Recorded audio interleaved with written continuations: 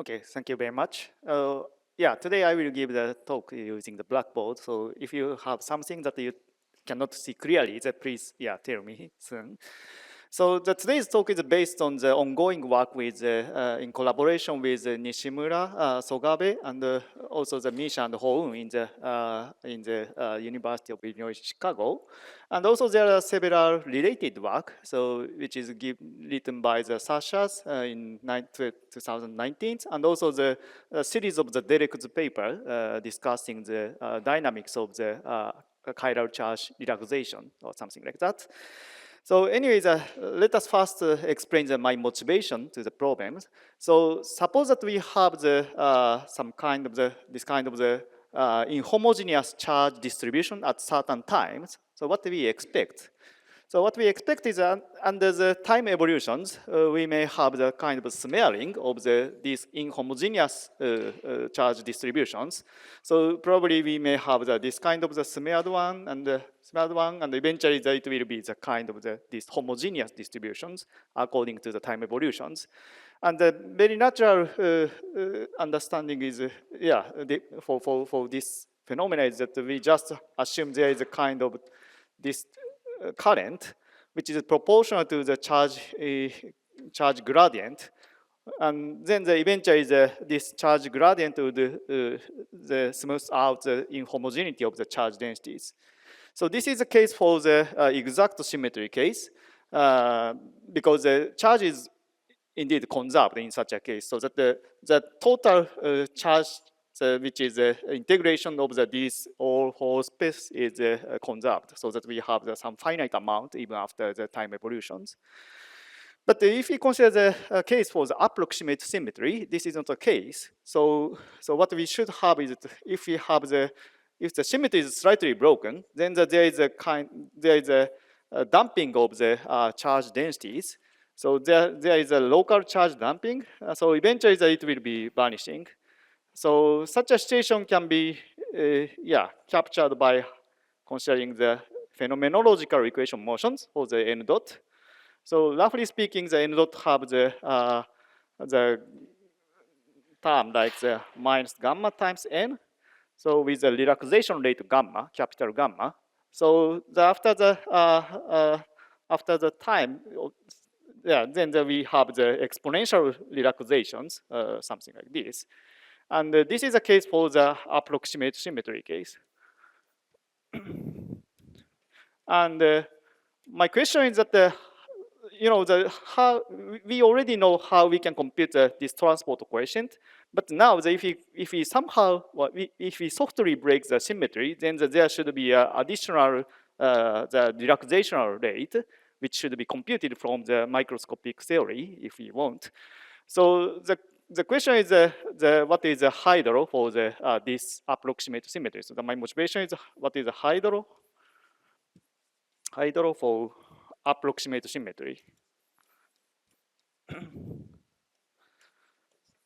And especially I want to answer I want to show the 3 points in this talk. The first point is what should be Wald-Takahashi identity for such a approximate symmetry, and then I will show what is the constitutive relations.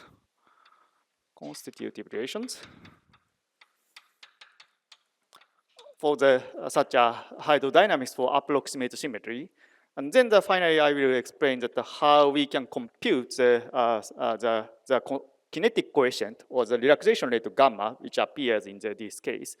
So I'll finally show what is the Kubo formula for such a relaxational dynamics. So this is the plan of my talk.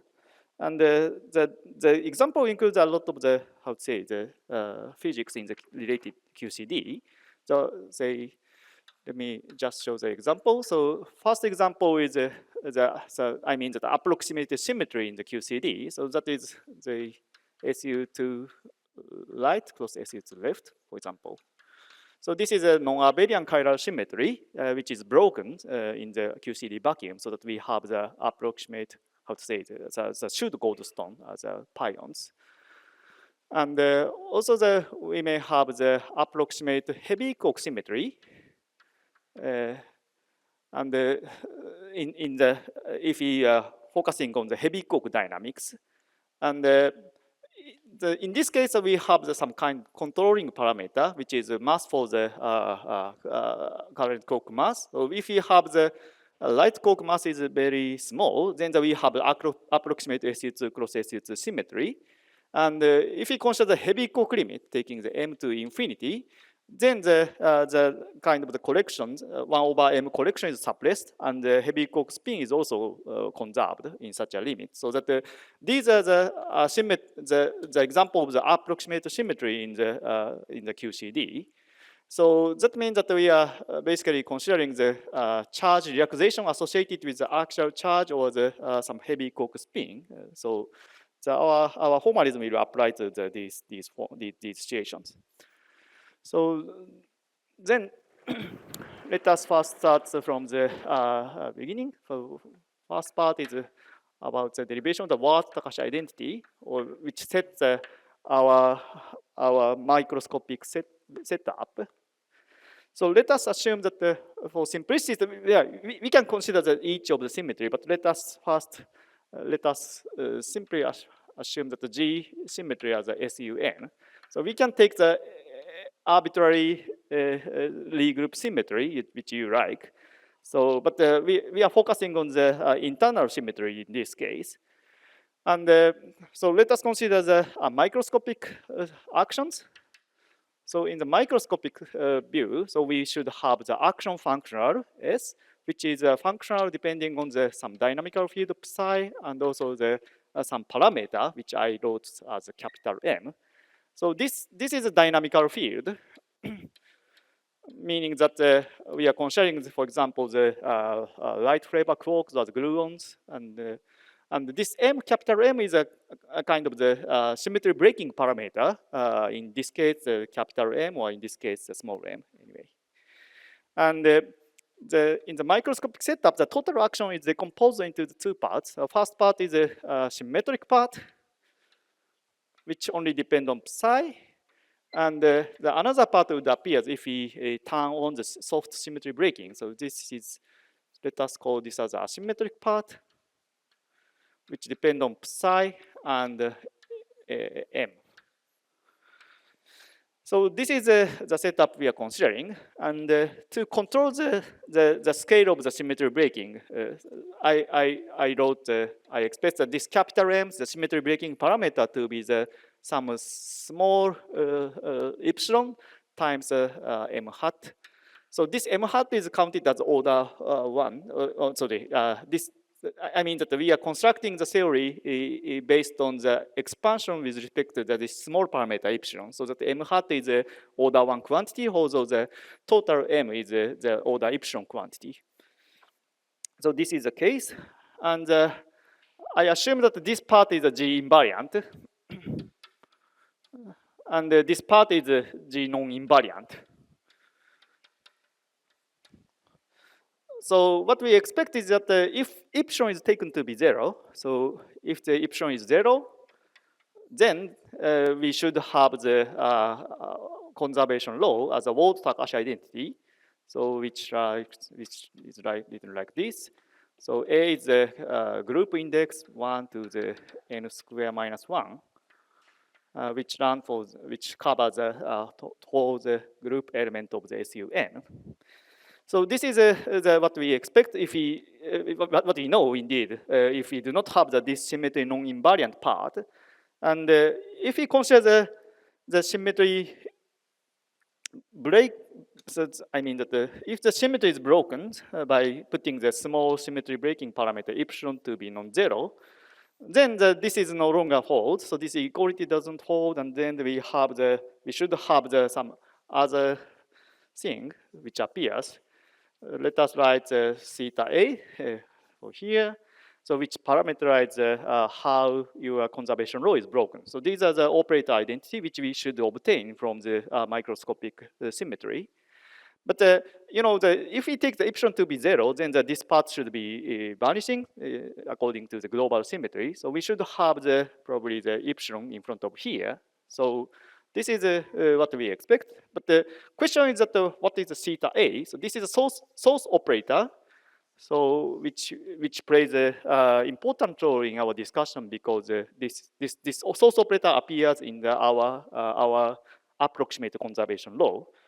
So we want to identify what is the theta a based on the symmetry of the system. So this is the first question that we want to answer, and eventually that we want to derive the full form of this Ward-Takahashi identity with the definite operator J mu a and theta a.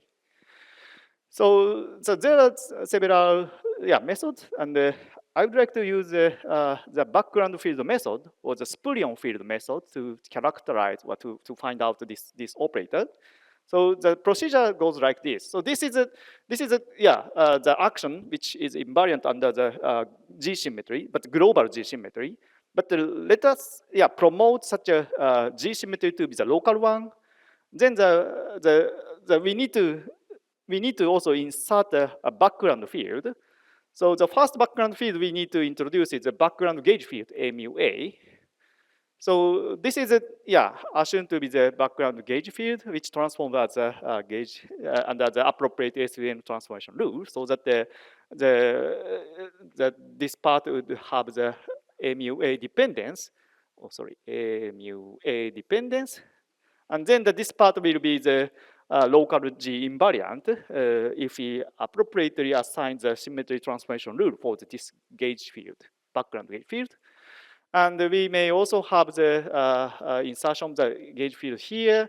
But the problem is that this M breaks the symmetry. But we can promote this M to be some appropriate field, which also transform under the SUN symmetry, local SUN symmetry. So what we can do is as follows. So originally, we only have the SUN transformation rule for the which act on our dynamical field psi. So this psi transformed as U psi, and I assume some certain representation here. But anyway, the U should be the belonging to the SUN. And sorry, maybe let me just use a G. Sorry, U is already used.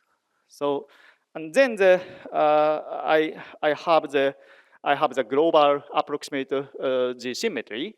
But to promote this symmetry to be the local one, I assume that this should depend on the position of the space-time coordinate. And then I need to also introduce a background gauge field A mu, which is assumed to be transforming under the G symmetry, G A mu A, G dagger, minus I G del mu G dagger. So if we do not have the symmetry non-invariant part, the simultaneous this transformation would make the action to be invariant. So the gauged action will be invariant under the SUN, local SUN symmetry. But there is a symmetry non-invariant part, and so let us then promote this M, the symmetry breaking parameter, to be also the background Spurion field, which transforms under this local SUN symmetry.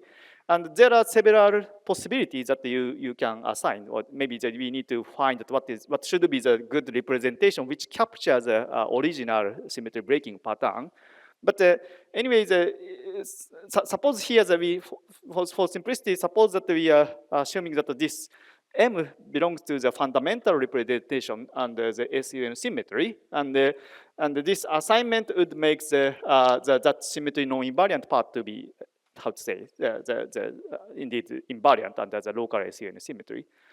So here I assume that the GM transforms as a fundamental representations.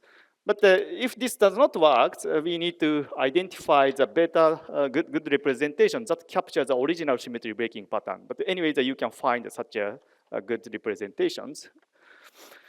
And the point is that this local SUN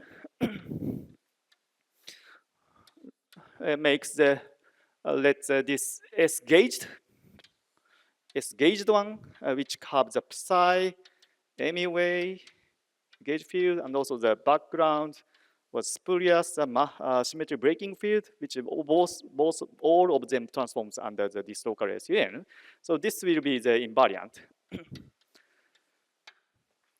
So after the gauging the procedure, we find that the local SUN invariant the actions which we can rely on to derive the Wald-Takahashi identity. So then let us try let us use this invariance to derive the Wald-Takahashi identity shown in here. The procedure is very simple because we know all the transformation rule, so that we just rewrite the trivial identity to obtain the this Wald-Takahashi identity. So there, or maybe there, this one.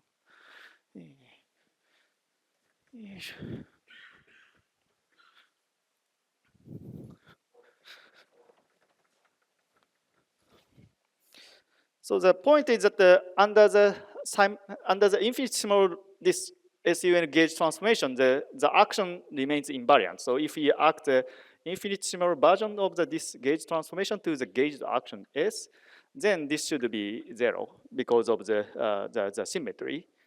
And then we can write down what should be this variation. So this is just a space-time integral of the whole variation which we have. So S gauged action would depend on our dynamical field psi.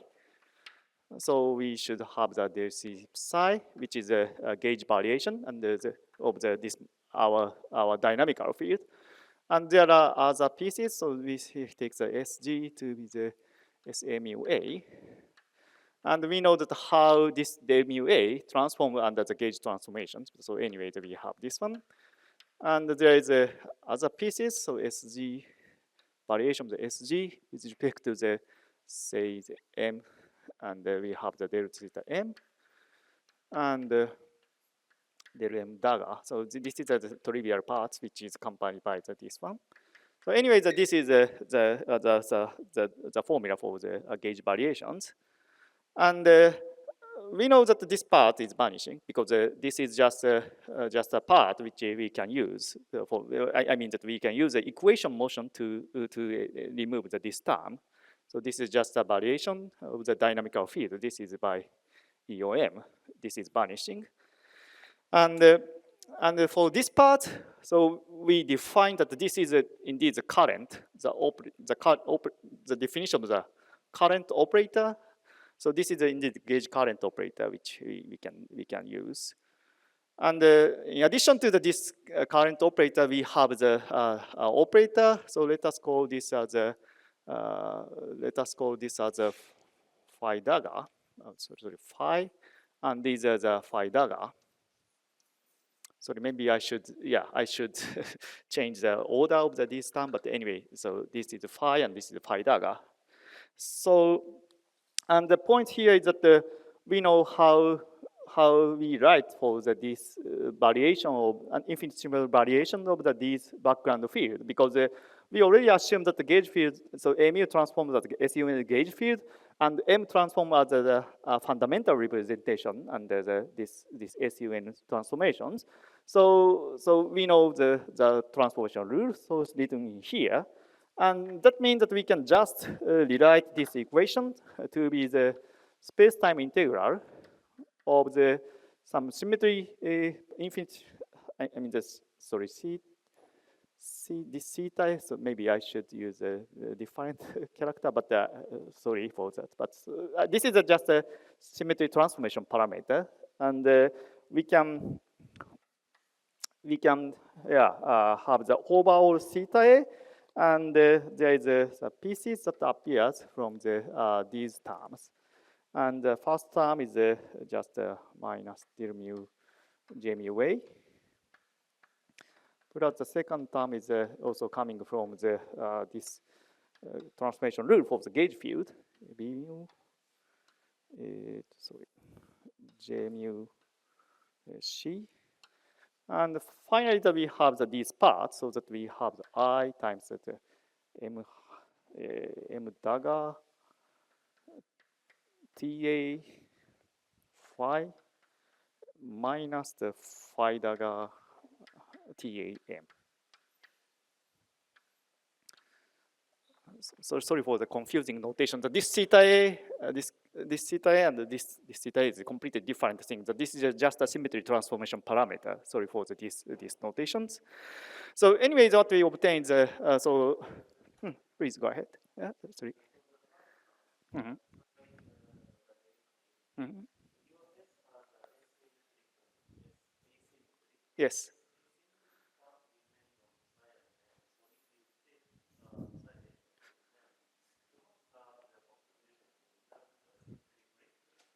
No, no.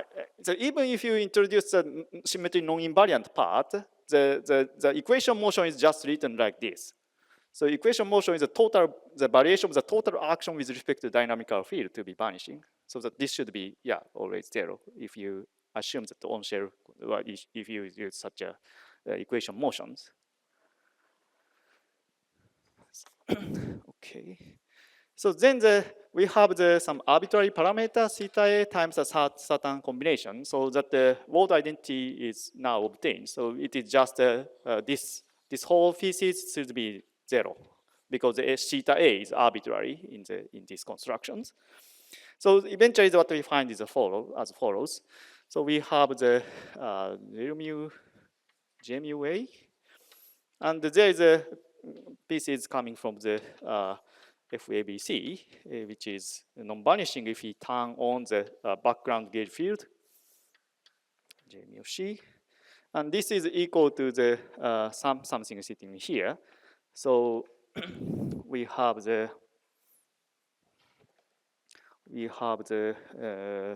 let me write this in this way.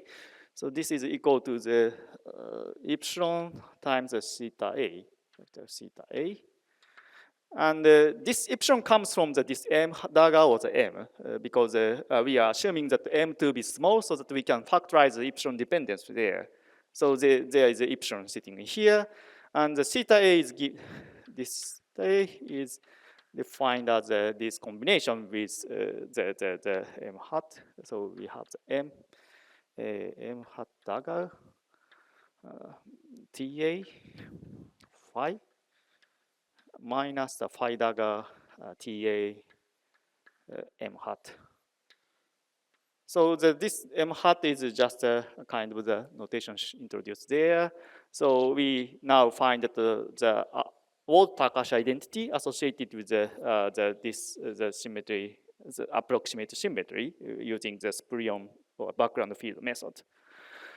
So this is this gives us a very important information because hydrodynamics is based on the conservation law, and in this case we break the conservation law slightly because of this symmetry breaking part. So that, but we know what should be there, and this defines the starting point for our discussion of constructing the hydrodynamic theory to the approximate symmetry. So now I finished the first part, and then I want to construct the constitutive relation or hydrodynamic equation for these situations. And the point here is that these are indeed the operator identity, so the true for microscopic level, so that this J should be the operator, this is the operator, and this is also the operator here. This is the operator. But the hydrodynamics is an effective theory for the macroscopic evolution. So we usually take the certain average, which integrate out microscopic something, and so that our Hydro equation is by taking the average over this operator identity. So we should have the Hydro equations, which is average of this world identity. And so let me just skip this part by writing this part as a covariant derivative. And then this is equal to the times sheet hat A. So I want to make this set of the equation to be solvable equations. And then we need to identify the so-called constitutive relations. So this is an equation. This defines the equation motion for the charge average value for the charge density. So NA is defined as this average value for the zeroth component of this charge current. And then what we need is the following. So we need to identify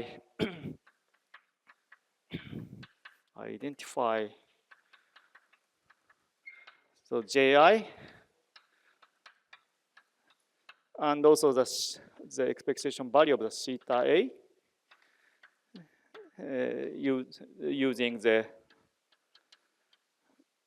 NA. So we need to find that the relation between these current JIA and also the source operator, average value of the source operator theta A in terms of the NA, average charge density. And otherwise we cannot solve this set of the equation because this equation has the unknown pieces like this one and this one. So unless we do not express these guides using this NA, we cannot solve this equation. So to make to have a well-defined set of the equations, solvable equations, we need to find these relations. And this is indeed called the constitutive relations. Constitutive relations. So the question is that how we can find the constitutive relations in this setup. And there are many, indeed many formulations to identify the constitutive relations. One is the simple application of the statistical mechanics, or the other, so the more exotic one, relying on the holography or the kinetic theories, or any method would work. But for here, in this talk, I will focus on the kind of the simplest one, just using the thermodynamic law. So to find that to find the constitutions, I just rely on the law of the thermodynamics to identify these constitutive relations. So the procedure is very, indeed, simple, and we can just assume that the law of the thermodynamics in this case, or that we require that indeed. So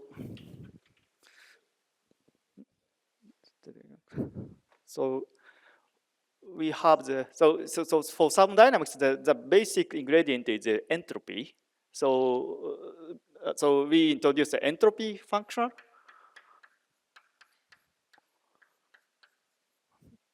So entropy, so let us write as entropy. So this should be a functional of our dynamical variable. So in the present setup, that our dynamical variable is this NA. So I assume that there is an entropy functional, which is a functional of NA. And then we just require the two thermodynamic law. The first is the first law of thermodynamics. And even though it is not so necessary, but anyway, let us write the first law. So first law is written as first law allows us to define the conjugate variable by the variation of this entropy functional. So what we define is that beta times the local chemical potential mu A, which is defined by the minus del S entropy is to NA. So this is the definition of the local chemical potential in this setup. So we know the entropy function, then we can define the conjugate variable from these variations. And then we require the second law. And second law is very simple. So we just have this entropy function. So total entropy should always increase for all the configuration of the NA. So this is the two requirements that we use. So we just introduce the entropy function, which is indeed convex functional, depending on NA, that allow us to introduce this beta mu A conjugate variable, because relying on the Legendre transform.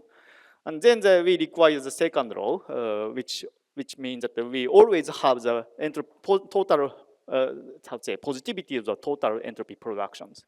So just from these two conditions, we can find that what is the constitutive relation, even in this case. So let us now try.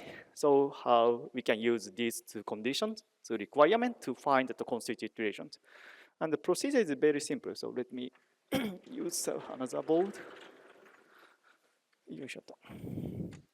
So according to the first assumption, first law of thermodynamics, the entropy functional is just a functional of the NA. So if we consider the time derivative of the entropy functional, that should be, we can just rely on the chain rule. So the entropy functional, derivative of the entropy functional is just given by the spatial integral of the derivative of the variation of the entropy functional with respect to the NA and the time derivative of the NA. So this is, this is just a chain rule which we use. And then according to the first law, so this can, we can write this part as a minus beta mu A. And what is this? So we can use now the this Walter-Akashi identity which we already obtained. And for simplicity, let us just consider the mu. So let us turn off this MUA, and then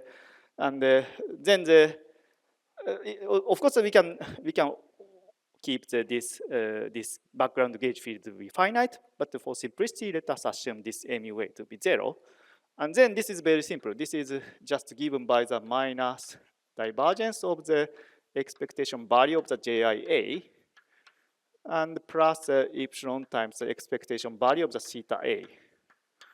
So this is just the result of the Walter-Akashi identity.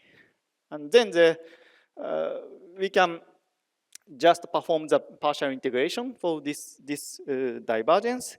And then eventually we obtain the following. So d cube x and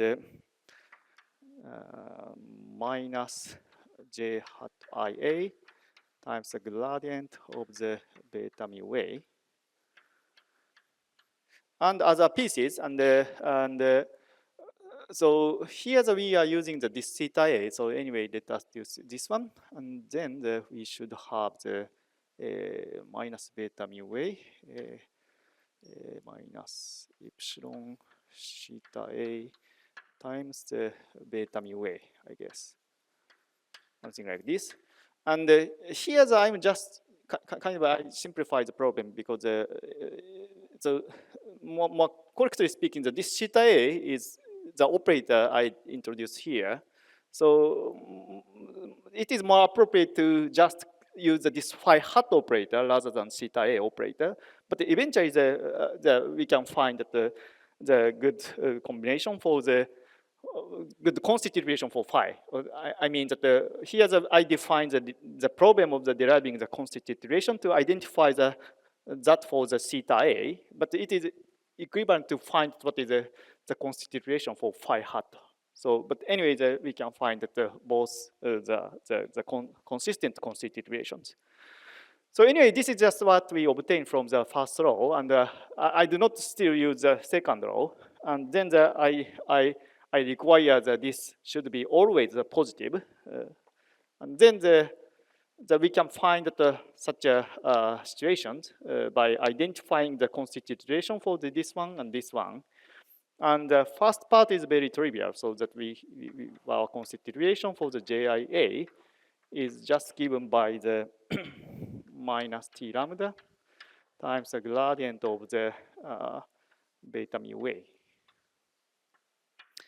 And this lambda is very familiar one. I mean that this is just a SUN charge conductivity. And then we have the theta A.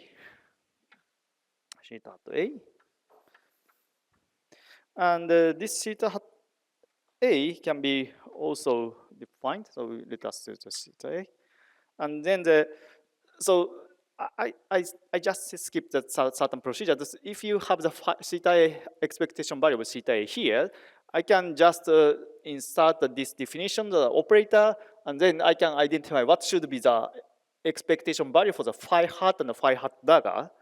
And then using the such relation, what we find is very simple. So this is just given by minus gamma times m dagger.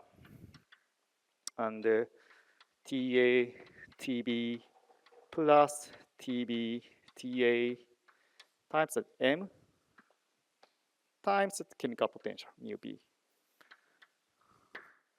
So these are the constitutive relations which we find from the second law of thermodynamics. And here I put some simplifications because so I assume that there is no background charge density for the SUN case because if you have such a non-vanishing background value, expectation value for the charge density, so this lambda should be the tensor which is anisotropic in such a SUN space.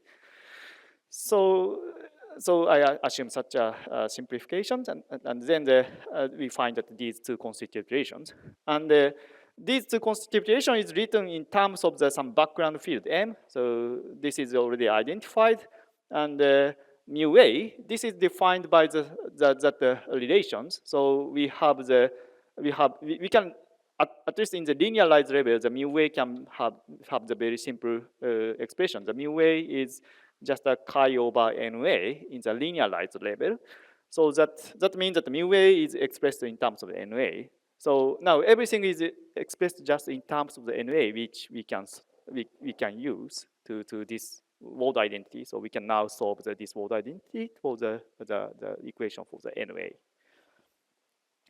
So far so good. I think that this gives us indeed the constitutive relations, so that we can use this set of the equation to solve the approximate conservation law.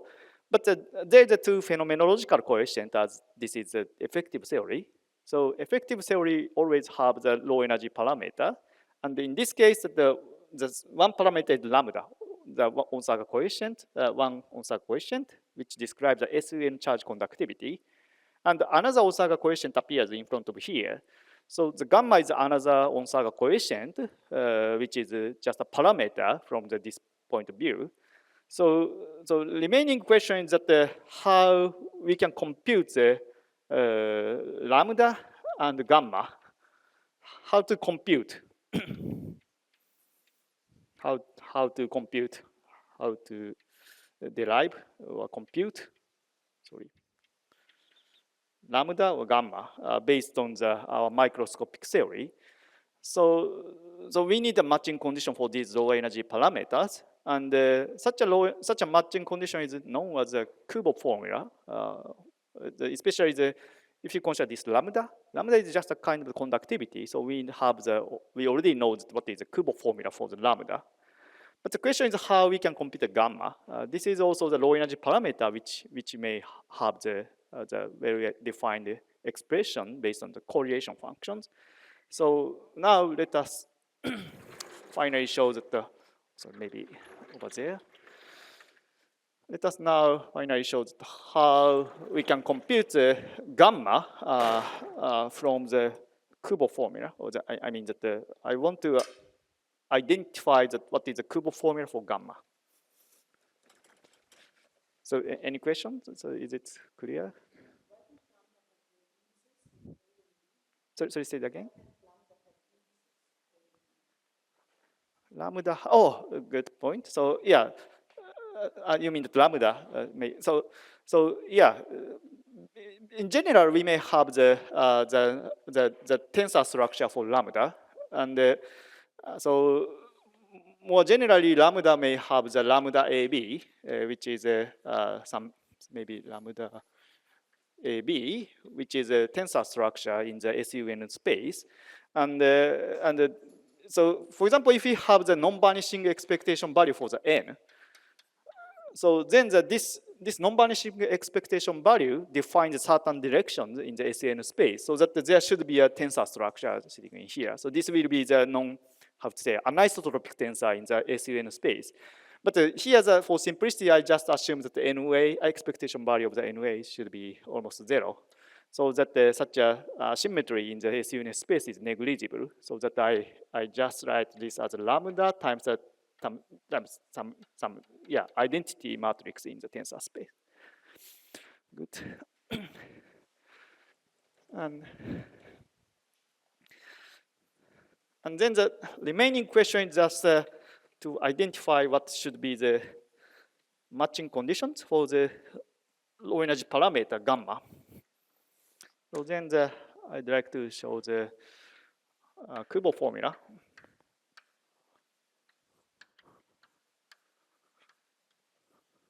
for gamma.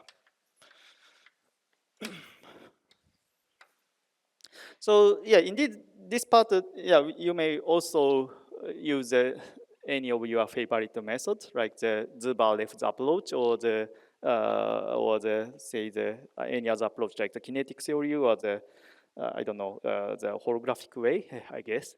But I just here use, and there are, okay, let me just show. So there is several approach to derive the Kubo formula. So, and the first one is that I think that this is the most popular one. So the introduce the time-dependent background field. So indeed, we already introduced the Spurion field or background field. So we can just make it be the time-dependent. And then we also need to consider the dynamics of the energy density, because the energy density would acquire the source term from the work done by this time-dependent background field. And then taking into account such a term, we can find that the constitutive relation having the a consistent, how to say, the insertion of the time derivative of the background field. And then we can just match the correlation function effect from the first order perturbation theory with respect to this time-dependent background field. And there would be some approach. So there would be the Zuber-Lefts approach, like the so-called non-equilibrium statistical mechanical approach, which deforms the density operator to around the local equilibrium, or generalize the local equilibrium in this case. And we can perform the expansion of the density operator on the top of such a generalized local equilibrium to obtain the Kubo formula and constitutions. And I use the other way. So I just use the simple applications of the fluctuation dissipation relation. I just add the noise, satisfying the fluctuation dissipation relation, and compute correlation functions. Or maybe I can say just hydro correlation functions. So I rely on this one. And if someone likes this first or second choice, yeah, I can probably explain that after the talk. Or so anyway, I just upgrade the promotes this constitution to be the stochastic one. That would be enough to find what is the Kubo formula for gamma. And the procedure goes like this. So we have the equation motion odd identity, and there is a JIA. Oh, sorry. JIA equals eta times theta A. And this is the approximate conservation law that we already identified. And according to our discussion in the previous part, we find that what it should be the constitution in the average level. So these are all the constitution after performing taking the expectation value. But we know that there would be a fluctuation on the top of the average, and such a fluctuation can be consistently described by making these variable to be the stochastic one. So this check symbol describes that these are now the stochastic variable rather than the expectation value. And then what we make is that we just write down the fluctuating constitutions. So this is just given by minus T lambda times the gradient of the beta mu A. But now this mu A is a stochastic variable because we make this NA to be the stochastic one, and then we have some noise because II A. check. And then we also make this theta A to be the stochastic one. The procedure is very simple. So we just make the m dagger TATB plus TBTA times m times at mu b. Check. Something like this. Sorry. And we add the noise quasi-A. Check. So the new ingredient is appearing in here. So quasi-A and quasi-A. Check. And the more, how to say, if we if we want to be more appropriate, that these transport coefficients should be now the bare one under the after adding these noise. But from now on, we can just describe the linearized level equation, so that this transport coefficient would be identified as a renormalized one, or that there is no difference between them. So, so using this upgrade, so now I add the quasi-IA, and so this is so this is just a noise, so that the 1-point function, the average of these noise should be 0. But it is not the case if we consider the 2-point functions of these noise. And we require we add a new ingredient that we require the fluctuation dissipation relations. So that this should be the 2t times lambda times the delta ij delta ab times the delta O x minus y. And it's the same for almost the same for this noise for this source term. So this is assumed to be the sorry, 2t times these combinations, 2t times gamma m dagger TATB plus TBTA times m multiplied by the delta AB times the delta function in the full space-time. So these are we indeed require the fluctuation dissipation relations. So that assuming the fluctuation dissipation relation, there is a kind of unique the promotion of our average hydrodynamic equation to be the stochastic one. So now these set of the equation is the stochastic equation motion which we can rely on. So now let's use this one to.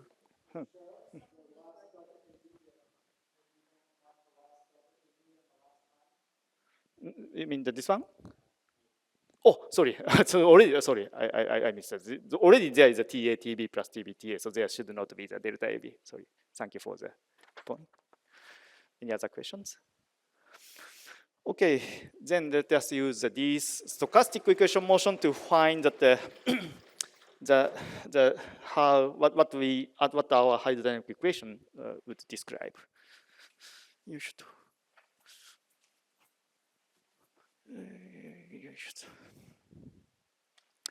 So now we have the kind of source term sitting here.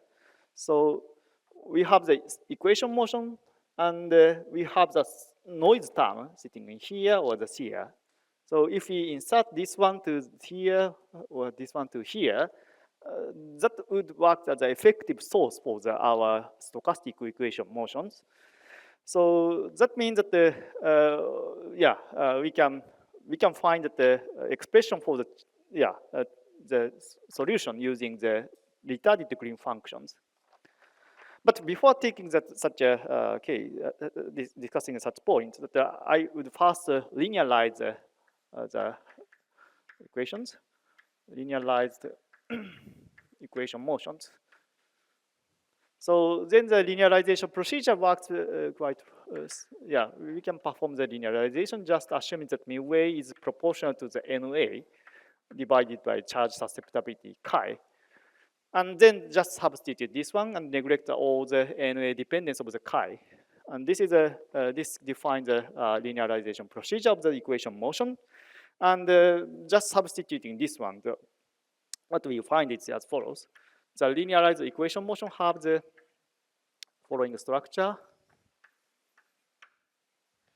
Delta AB plus epsilon square gamma AB, which are acting on the n tilde b, sorry, nb, and there is a source term, so there is a plus divergence of the xi I. This should be the check a plus xi a, something like this. So this is a linearized equation motion that we have. So we can just regard this part as a kind of the external source for our time evolutions. Let us regard this part as a source, effective source. Then we can solve this equation for the NB by regarding this part as a source. And in the Fourier space, that we can easily solve it. In the Fourier space, so we can just solve such an equation. N tilde A as omega and k is solved as some green function, retarded green functions, omega k, acting on this source. So I should have the, maybe I may have the sign wrong. Anyway, so the ki xi I a plus xi a, something like this. So indeed, so this n is now written as so this part is kind of the external source, and then we can just apply this retarded green function. Then you obtain the general solution, NA omega k. And this retarded green function is just an inverse of this set of the derivative operator. So we can find that this gr omega k is simply given by the minus I omega plus the dk square times delta AB plus epsilon square gamma AB, and take the inverse. So if we have the sign mistakes, that please allow. So anyway, so this part is just inverse of this derivative operator, so that we now find the retarded green functions. And then we find the general solution in the linearized level. And that means that we find that what kind of the dynamics is described from these green functions. So because if you solve the determinant, the characteristic equation for this retarded green function, maybe I should put the GR inverse here. Sorry, this is or maybe no, this is okay. So I already put the inverse here. So then we can just solve the gr omega k to be 0 to find out what kind of the dynamics this equation motion describes. And so generally speaking, it is a little complicated because there's gamma AB sitting in here, and gamma AB is proportional to this TA TB plus TB TA. And for SU2 or some symmetry, that this is just proportional to the Kronecker delta. But if you consider, for example, the SU3 or the more general case, there would be a D-coefficient, D-tensor, symmetric part of this generator would contribute, so that there would be some complication coming from such a tensor structure of the gamma AB. But if you consider SU2, for example, the result is very simple. So we can just solve this is just this is the anti-commutator of the Pauli matrix, which is proportional to the Kronecker delta. So that what we find is the dispersion relations omega k is written like the minus 1/2 I. This 1/2 is just a convention of coming from the normalization of the generator, so you do not care. You do not need to care about this 1/2, but there is a m hat square times gamma divided by chi, and there is some diffusion part dk square. So this is the first result of our hydrodynamic equation. So we have the kind of the diffusion pole, but having the finite gap, imaginary gap in the dynamics. So the result is very simple. That I mean that the よいしょと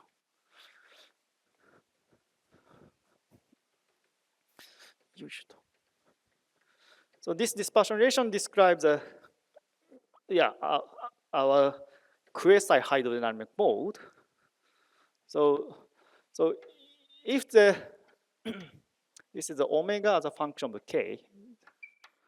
So if the symmetry is exact, we can take the epsilon to be 0. So we just have this second term. That means that the imaginary part of the omega just shows this kind of the parabolic dependence. And if we introduce a finite imaginary, finite symmetry breaking term, then there's a epsilon square corrections. That means that our curve is slightly shifted to be this way. So this point is given by these combinations. This part gamma is now proportional to the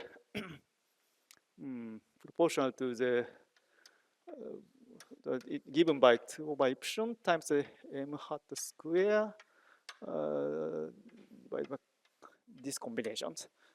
So this is parametrically small quantity because there is an epsilon square sitting in here. So if we have the certain gapped mode, non-hydrodynamic mode sitting in here, so compared to this general non-hydro mode, this mode is very, how to say, we can distinguish this mode because the gamma is proportional to the epsilon square. So there is a hierarchy sitting in here. So we can just keep this quasi-hydrodynamic mode to describe the dynamics in this regime. And this is the first result. So now we find that what is the dispersion relations. And so after this side remark, I can now go back to the derivation of the Kubo formula. So the discussion is quite simple. So we now find the solution for the n. So n tilde is written in here. So it is given like these combinations. And let us take the k equals 0 limit, which is enough to identify the Kubo formula for gamma, because gamma survives after taking this non-vanishing, this vanishing momentum limit. And then we know that n tilde a omega is just given by that combination. So we have the minus I omega delta AB plus epsilon square gamma AB inverse is acting on the xi A. So this is the result which we obtain after taking the vanishing momentum, and then we can compute this epsilon theta operator. So this operator is now written in this way, but we replace this part to be the NB divided by chi. So then what we obtain is as follows. This is equal to the minus chi over gamma m dagger TATB plus TBTA. And then we have the NB. But NB, for NB, we can use this expression. So we have the NB omega, and we also have the xi A. And we can substitute these solutions. First, the solution for the NA to here, and just combine these combination and also this just a bare noise term. And the result becomes very simple. So eventually the result is written as follows. We have the minus I omega times minus I omega delta AB plus epsilon square gamma AB. Inverse acting on the disk xi B. So this is yeah, I think the important result for our discussion to derive the Kubo formula. So now I will soon finish the talk by just finding these expressions. So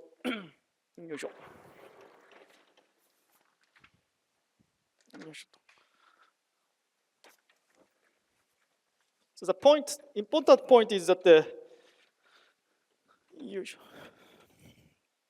important point is that there is a I omega and also the I omega delta plus epsilon square gamma, and there is a kind of singular limit. So because let us consider the following limits. That we identified what is these combinations, and we can take the two different limits. The first limit is defined by taking the omega to 0 first and epsilon non-zero. And then it is vanishing trivially because it is, yeah, we have the overall factor proportional to omega. So if you take this limit, this will be vanishing. So that means that you cannot obtain any information by taking this limit. And there's another limit. So I just take the epsilon to be 0 and omega non-zero. And in this limit, we have the remaining pieces. And that is very simple. And eventually, sorry, maybe omega is non-zero. So if I take the epsilon to be 0, so this part is gone. And then we have the omega times omega inverse. So that means that we just have the disk CB. So in this limit, we just find the CB, or CA, this way. So then we can now find that what correlator we should compute to find the gamma.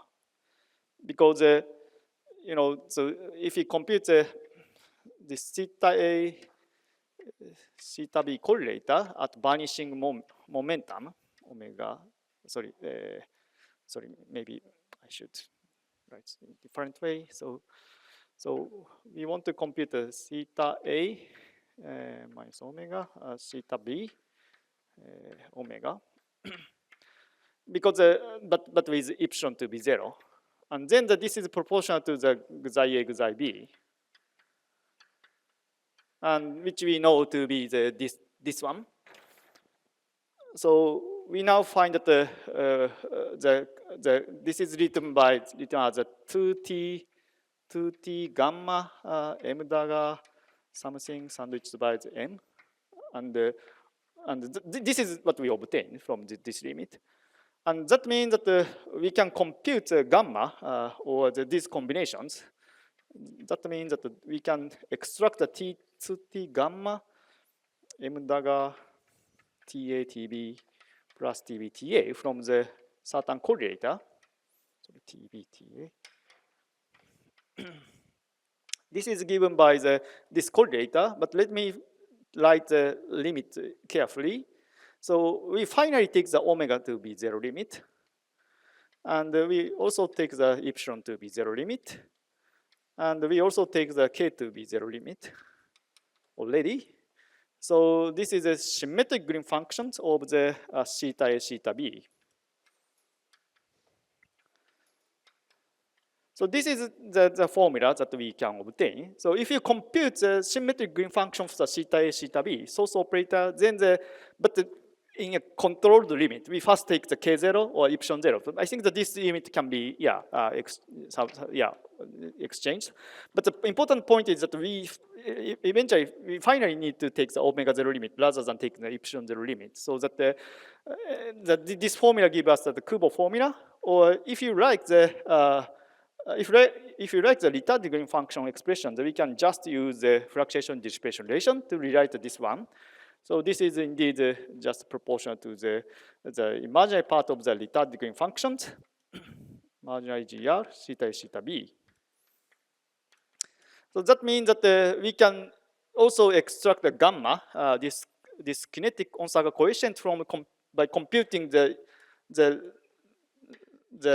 the retarding function of the theta A, theta B. So anyways, we find that what we should compute in the microscopic theory. So I think that we can, for example, rely on the fine temperature perturbation theory or even holography to identify what should be this Onsaga kinetic coefficient gamma, which are responsible for the charge relaxations. And the final remark is indeed we have indeed done for such a calculation in this certain case. So in the case of the SU2 heavy Coke spin symmetry, and we know that what should be the gamma operator, and theta operator. So theta is in this case the theta is just given by the kind of the magnetic field close the spin density, heavy Coke spin density, something like this. And that means that to evaluate these theta B correlator, we have the contribution, so two heavy Coke line coming and going. But we have the gluon line, so there is a gluon line. So these are the relevant correlator for this heavy Coke spin relaxations. And by using the HDL resummed propagator for this one and just a usual heavy Coke propagator, we can evaluate the heavy Coke spin relaxations. And this is indeed done in our group, so MH12 at 2022. But I don't know whether the people are really discussing about the actual charge relaxation rate relying on this formalism. And I just talked to the Kenji and also the Hoon whether we can obtain the actual charge relaxation rate by using our formula. So sorry for the long time. So it's end.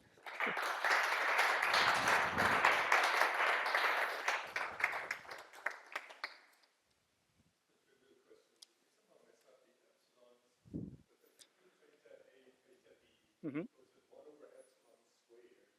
Mm-hmm.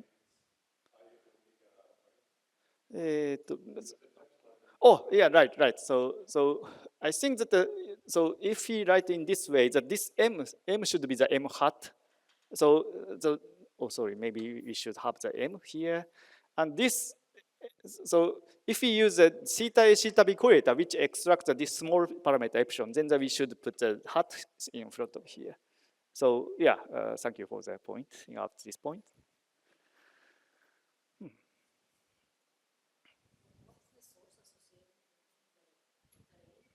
Sorry, say it again.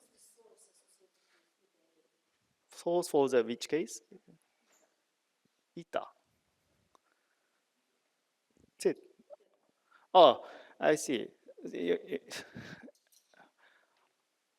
I think yeah. So in the stochastic hydro levels, we have the effective noise sitting in here, but the effective noise can be the correlate of the effective noise is indeed the correlate of the D source operator. So from the underlying QFT descriptions, once we identify what should be the theta operator, then we can just compute this correlator to find what is the gamma in our case. And depending on the situation, for example, in the case of the heavy Coke spin case, we have the B cross spin density, so that we now know the theta operator to compute the heavy Coke spin relaxation rate, and that is something like this.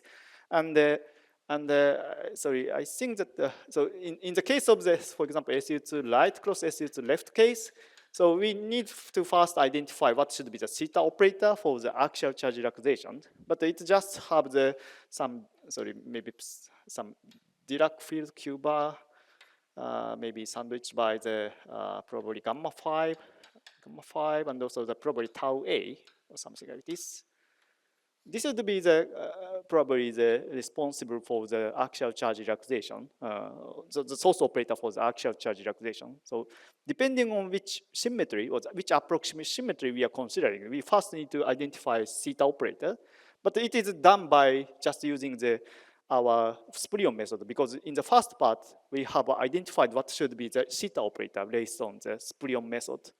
So in this way that we can identify what correlator we should compute. What am I answering the question? Oh, I see. Good point. Yeah. Thank you very much for yeah. So this is so to make the stochastic hydro, this is just a one trick to find that what is the Kubo formula for the this relevant kinetic coefficient gamma, and you can you do not really rely on this kind of a stochastic hydro extension of the average hydro because if you we know how we can introduce a background field, and I think that the sorry so if we so so this is a, so we can now introduce a time-dependent background, so for example, MT or the mu AT. But I think that the MT is enough to find that the Kubo formula for gamma. And if we consider time-dependent MT, we know how this time derivative of M would enter into this constitution in the average level. So in that case, we do not need to introduce this noise field, but just use the perturbation for the time-dependent perturbation of the MT, and that would also give us the same Kubo formula, I think, at least in this retarded green function formula. So yeah, it's indeed equivalent, I think.